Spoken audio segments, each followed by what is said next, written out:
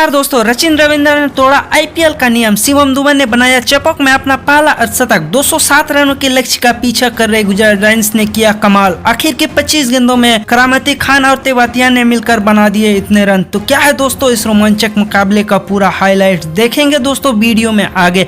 लेकिन दोस्तों अगर आप भी है माही के बड़े वाले फैन तो वीडियो को दिल से एक लाइक करते हुए चैनल सब्सक्राइब कर लीजिए। आईपीएल 2024 के 7वें महामुकाबले में गुजरात जायंट्स और सीएसके के बीच खेला गया। इस मैच में गुजरात जायंट्स ने टॉस जीतकर पहले फील्डिंग करने का फैसला किया, तो वहीं पर चेन्नई सुपर किंग्स को पहले बल्लेबाजी करने को कहा गया।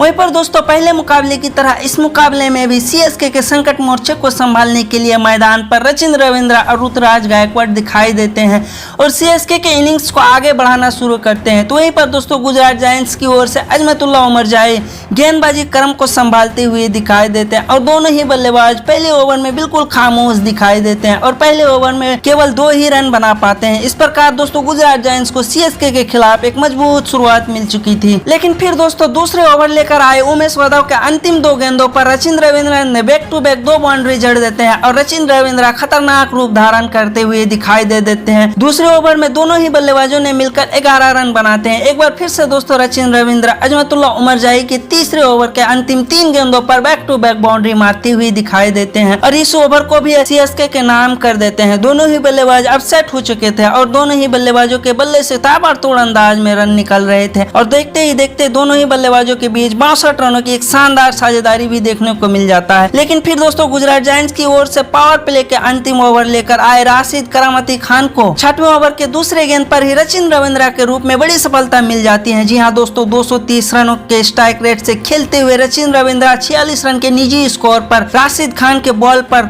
वृद्धिमान शाह के हाथों स्टंप आउट हो जाते हैं और अब कप्तान गायकवाड़ का साथ निभाने के लिए मैदान पर अजिंक्य रहाणे उतरते हैं। हालांकि अजिंक्य रहाणे की शुरुआत बहुत ही स्लो रहती है और वह भी 10वें ओवर के पहले ही गेंद पर स्टंप आउट हो जाते हैं। दोनों ही बल्लेबाजों के बीच शानदार 29 गेंदों में 42 रनों की पार्टनरशिप देखने को मिल जाता है। वहीं पर दोस्तों सीएसके टीम का स्कोर अब 10वें ओवर के बाद 2 विकेट के नुकसान पर 104 रन के स्कोर पर पहुंच जाती है। और अब दोस्तों रहाणे के आउट होने के बाद मैदान पर गायकवाड़ डटे रहते हैं और लगातार छक्के चौके की बरसात करते हैं। उसके बाद दोस्तों शिवम दुबे गायकवाड़ के साथ निभाने के लिए मैदान पर आते हैं और दोस्तों जैसे ही शिवम दुबे खेलने शुरू करते हैं वो पहले ही 2 गेंदों पर साई किशोर को बैक टू बैक 2 छक्के जड़ देते हैं और अपने पारी की शुरुआत करते हैं और इस ओवर में सीएसके टीम को 15 रन मिल जाते हैं और 1 विकेट भी देना पड़ता है। गायकवाड़ 46 रन बना चुके थे और 127 टीम का स्कोर 127 रन पार हो चुका था। लेकिन दोस्तों 13वें ओवर में गुजरात जायंट्स को एक बड़ी सफलता मिलती है। जी हाँ दोस्तों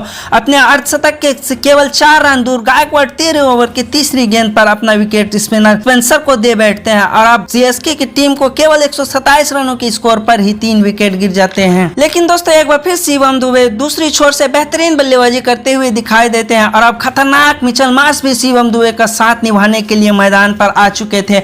एक बार फिर दोस्तों दोनों ही बल्लेबाज गुजरात जायंट्स के खिलाफ खुलकर खेलना शुरू करते हैं और दोनों ही बल्लेबाज लगातार बाउंड्री पे बाउंड्री लगाते जाते हैं और अब दोनों ही बल्लेबाज के बीच देखते ही देखते 35 गेंदों में 57 रनों की ताबड़तोड़ साझेदारी दिखने को मिल जाता है। दोस्तों शिवम दुबे 51 रनों पर खेल रहे थे तभी 19वें ओवर के दूसरे गेंद पर शिवम दुबे बड़े शॉट खेलने के चक्कर में आउट हो जाते हैं। तभी दोस्तों चेन्नई की ओर से डेब्यूटेंट समीर रिजवी मैदान पर बल्लेबाजी करते हुए दिखाई देते हैं और आते ही मन 6 गेंदों में 14 रनों की शानदार पारी खेलते हैं। दोस्तों समीर रिजवी जो है अपने पहली ही गेंद पर जो आईपीएल करियर का शुरुआत की है वो छक्के लगा कर की है। वहीं पर दोस्तों मोहित शर्मा को अपना विकेट दे बैठे हैं। इस प्रकार दोस्तों सीएसके टीम को पूरे 20 ओवर खेलकर जीटी के खिलाफ 206 रन बना देते हैं और अब गुजरात जायंट्स को इस मुकाबले को जीतने के लिए सीएसके के खिलाफ 207 रन बनाने की आवश्यकता है। वहीं इस पारी में सबसे ज्यादा शिवम दुबे ने 51 रनों की पारी खेली और गायकवाड़ और सचिन रविंद्र ने 46 रनों की शानदार पारी खेली।